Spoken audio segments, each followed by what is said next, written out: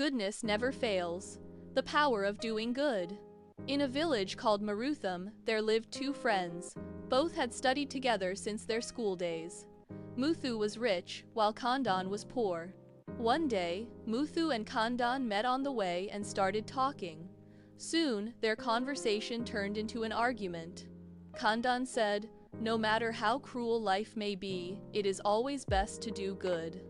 Immediately Muthu replied, "What you say does not fit with real life. There is no time for goodness in this world now. Everything happens badly. A person who does good has no place in life." But Kandan continued to insist on his opinion. Muthu said, "You are wrong." Kandan replied, "I think if we do good, one day it will surely return as goodness." "Then come, let us make a bet," said Muthu.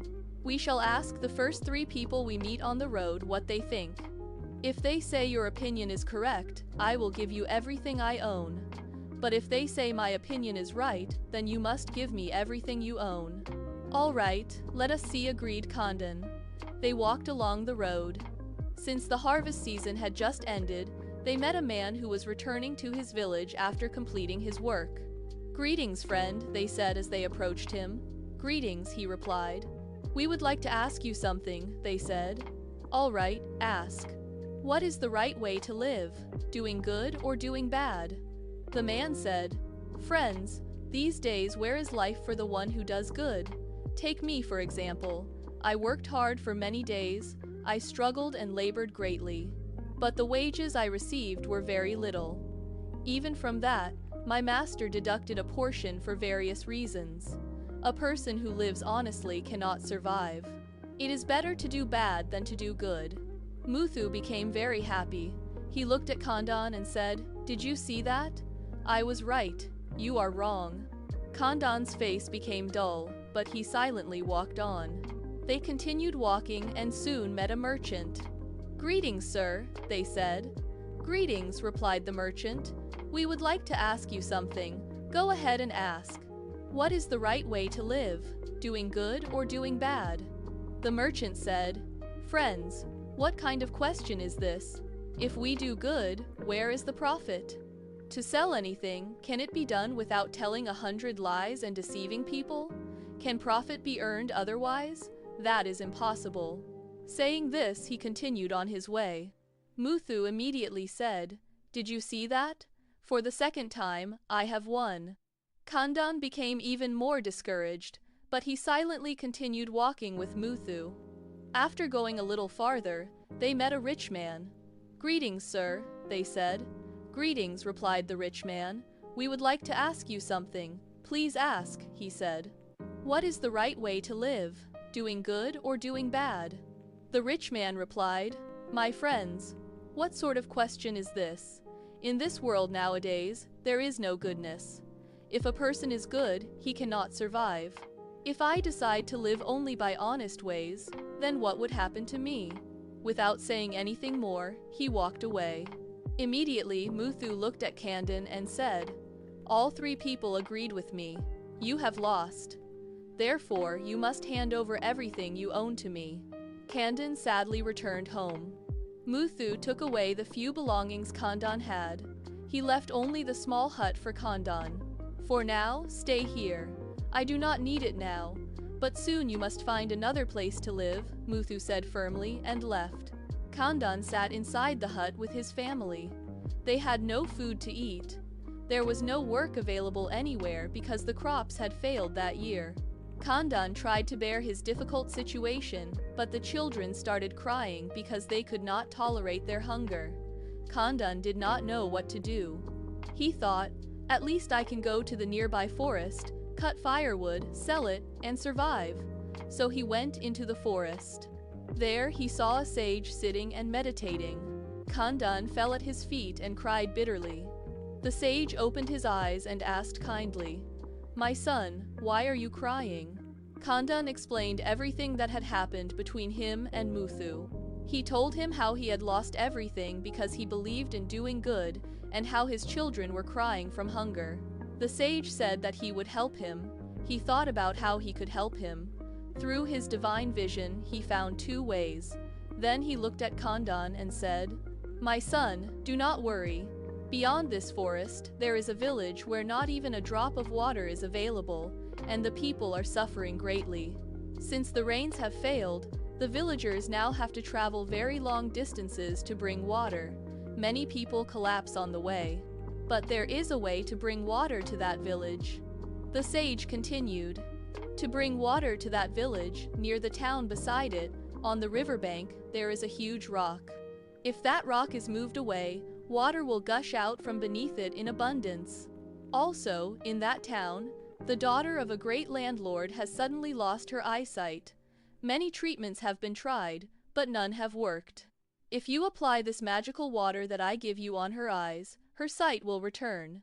You will also receive many rewards, and your life too will become prosperous." Blessing him, the sage sent him away. Kandan became very happy. He fell at the sage's feet, thanked him, and set out towards the village carrying the pot of magical water. As the sage had said, Kandan reached the village that had no water. He saw an old woman carrying 2 pots of water hanging on both sides of a pole placed across her shoulders like a yoke. Kandan greeted her and said, "Grandmother, please give me a little water to drink." The old woman replied, "My son, I have brought this water from a very long distance. I have already spilled half of it on the way. My family is very large, and without water they may die." Kandan said, "Grandmother, do not worry. Once I come to your village, everyone will have plenty of water." Hearing this good news, the old woman became happy. She gave him water and hurried to inform the villagers. She told everyone about him. The villagers did not know whether to believe her or not. Still, they all ran towards Kandan, greeted him respectfully, and said, "Kind-hearted man, only you can save us from this terrible suffering." Kandan replied, "I will certainly help you. But first, please take me to the riverbank near the town beside your village." They immediately took him there. Kandan searched around carefully. Finally, he found the large rock that the sage had spoken about.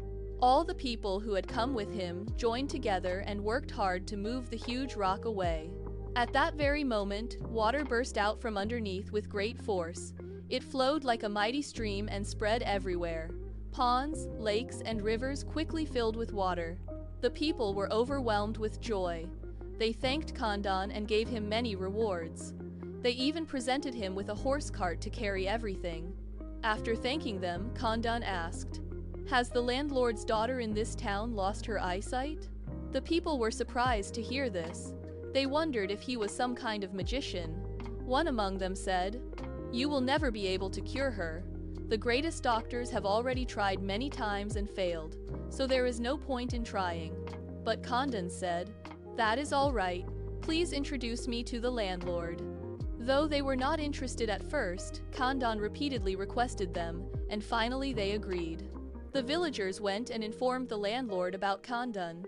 The landlord immediately invited Kandan to his house. Looking at Kandan, he asked, "Can you really cure my daughter?" Kandan replied, "Yes, I can." The landlord said, "If you cure her, I will give you whatever you ask for." He took Kandan to the room where his daughter was lying.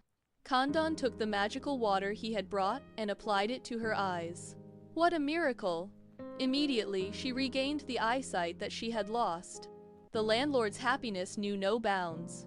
He gave Kandan large amounts of gold and treasures, enough to be carried away in carts. Meanwhile, Kandan's wife was worried because she could not find her husband. She thought that perhaps he had gone to the forest to cut firewood and had been killed by wild animals. She cried and lamented in sorrow. At that moment, she heard her husband calling her name. Filled with joy, she ran towards him. The children also ran toward him. Seeing him, they became very happy. She praised God and said, "Thank God." Kandan said to his wife and children, "Come, first take everything I have brought and keep it inside." Seeing all the wealth, his wife asked, "How did this miracle happen?" Kandan explained everything in detail, starting from meeting the sage. His family became very happy. Now compared to Kandan's wealth, Muthu's wealth looked small. Kandan's house overflowed with riches, and they lived a prosperous life without any difficulties. When Muthu heard about this, he came running to Kandan and asked, "Kandan, how did all this happen? From where did you get all these riches?" Kandan did not hide anything. He openly told him everything. Muthu became greedy and wished to become even richer. Immediately, he went into the forest in search of the sage, but he could not find the sage anywhere. Still, he kept searching and searching. Finally, because of his greed, he became prey to wild animals. Therefore, children, always nurture good thoughts and do good for everyone.